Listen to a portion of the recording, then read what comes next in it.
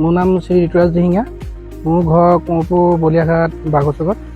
মই প্ৰায় আজি 2018 চনৰ পৰা মই প্ৰায় 8-10 বিঘা মাটিত প্ৰায় সৰিয়হ খেতি কৰি আহিছোঁ। আৰু কৰিছোঁ যদিও বহুত উৎপাদন কৰিব পৰা নাই, কাৰণ মোৰ ইয়াত যদি পানী যোগান সুবিধাটো থাকিলেহেঁতেন মই প্ৰতি বছৰে মানে দুটা খেতি কৰিব পাৰিম।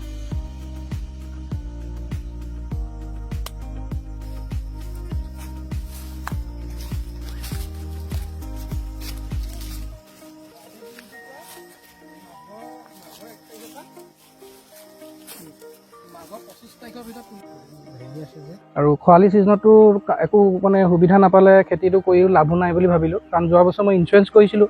ইঞ্চুৰেঞ্চৰ পইচাও আজিলৈকে মানে একো মুহূৰ্তই নাপালোঁ। আৰু যদি তেনেকৈ চৰকাৰে যদি মোক সুবিধা দিলেহেঁতেন আৰু বহুত মানে খেতি উৎপাদন কৰিব পাৰিলোহেঁতেন। আৰু বিধায়ক মহোদয়লৈও মই এখন কাগজ প্ৰেৰণ কৰিছিলোঁ, হ'লেও এতিয়া কি সুবিধা দিয়ে। মই যোৱা বছৰ তাৰ আগবছৰে দিছিলোঁ নেকি জানি, মই পাহৰিছোঁ। যদি এইখিনি সুবিধা দিয়ে মই আৰু তেতিয়া ভোট জলকীয়া খেতিও কৰিব পৰা হ'ব, মানে মই ভাবি আছোঁ মনতে।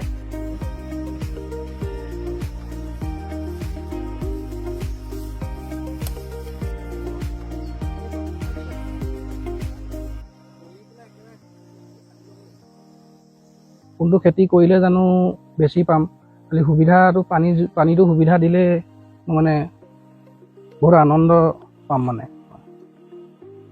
ইঞ্চুৰেঞ্চ কৰিছিলোঁ, তাৰপৰা ইঞ্চুৰেঞ্চৰ মানুহ আহিলে, মানে কোম্পানী মানুহ আহি পেলাই চব ফটো চটো মাৰি লৈ গ'ল। তাৰপৰা মানে মই সৰিয়হ খেতি প্ৰায় 1 হেক্টৰ ক্লেইমটো হ'লেও আহিব বুলি কৈছিলে। মই যোৱা বছৰটো বহুত লছ, মানে মোৰ মূলধনটোৱে নোলালে।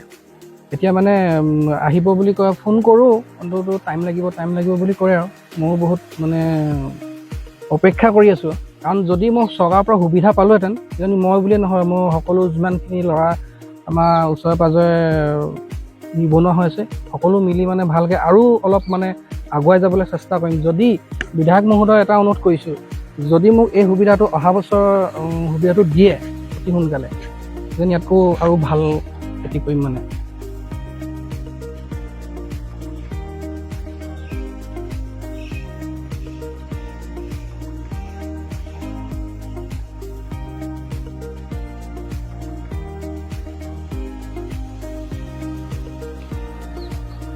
মুখ্যমন্ত্ৰীলৈ অনুৰোধটো মানে বিধায়ক মহোদয়কে মই কৈছোঁ।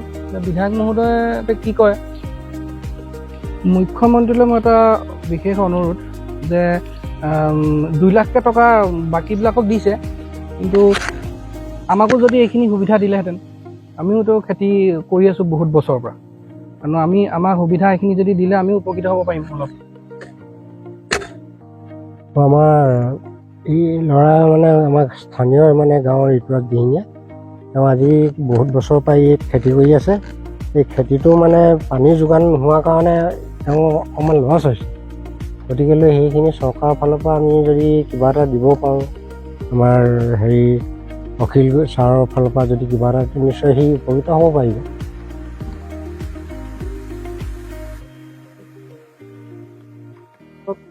আমাৰ ঋতুৰাজ দিহিঙীয়া, মই গাঁৱৰ মানে বাসিন্দা হিচাপে সেইফালৰ পৰা কৈছোঁ, তেওঁ এই খেতি যিমানখিনি আগবাঢ়ি আছে, যদি আৰু উপকৃত হ'বৰ কাৰণে যদি আপোনালোকে সুবিধা দিয়ে, সেইখিনি মই অনুৰোধ কৰিছোঁ আপোনালোকক। নৱবৰ্ষত সোণাপুৰৰ মা তালুকদাৰ ষ্ট'ৰে আগবঢ়াইছে বিশেষ অফাৰ। সকলো ধৰণৰ স্মাৰ্টফোন আপুনি লাভ কৰিব 10% ৰেহাই মূল্যত। আছে সহজ ফাইনেন্সৰ সুবিধা, পাব সকলো ধৰণৰ এক্সেসৰিজ, লগতে পাব open box smartphone, open box iPhone. উপলব্ধ আছে কম মূল্যত ৰিপেয়াৰিং ছাৰ্ভিচ।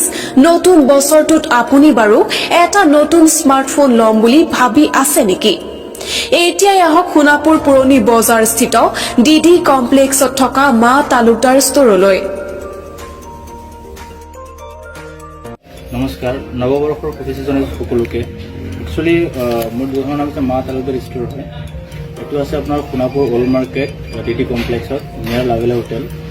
তো ইয়াতে মোৰ কিছুমান মানে এচেছৰিজ আছে প্লাছ মোবাইল আছে। আমাৰ মোবাইলৰ আমি অফাৰ দি আছোঁ, 10% অফ দি আছোঁ। আৰু লগতে আমাৰ EMI ইজি EMI হৈ আছে, আপোনাৰ কোনো অসুবিধা নাই। ছেকেণ্ড আপোনাৰ এচেছৰিজবিলাকৰ আমাৰ ৰেটবিলাকো কম আছে। লগতে আমি মোবাইল ৰিপেয়াৰিঙো ৰাখিছোঁ আৰু আমি আইফোন ৰাখিছোঁ, টু অ'পেন বক্স আইফোন, এইবিলাক পাব আপোনালোকে। ছেকেণ্ড থিং হ'ল আপোনাৰ মই এই দিনটো আজি এইকাৰণে চিলেক্ট কৰিছোঁ, আজিৰ দিনটো মোৰ কাৰণে 1 তাৰিখটো জানুৱাৰী 1 তাৰিখটো মোৰ স্পেচিয়েল ডে হয়, প্লাছ আমাৰ দোকানৰ বাৰ্থডেও হয়। চ' সেইকাৰণে মই আপোনালোকক শ্বেয়াৰ কৰিছোঁ যাতে যিকোনো ধৰণৰ প্ৰব্লেম পায় আপোনালোকৰ মোবাইলত আমাৰ তাত আহিব পাৰে। আমি কম কষ্টত আপোনালোকক ছাৰ্ভিচ ভাল দিম। Thank U.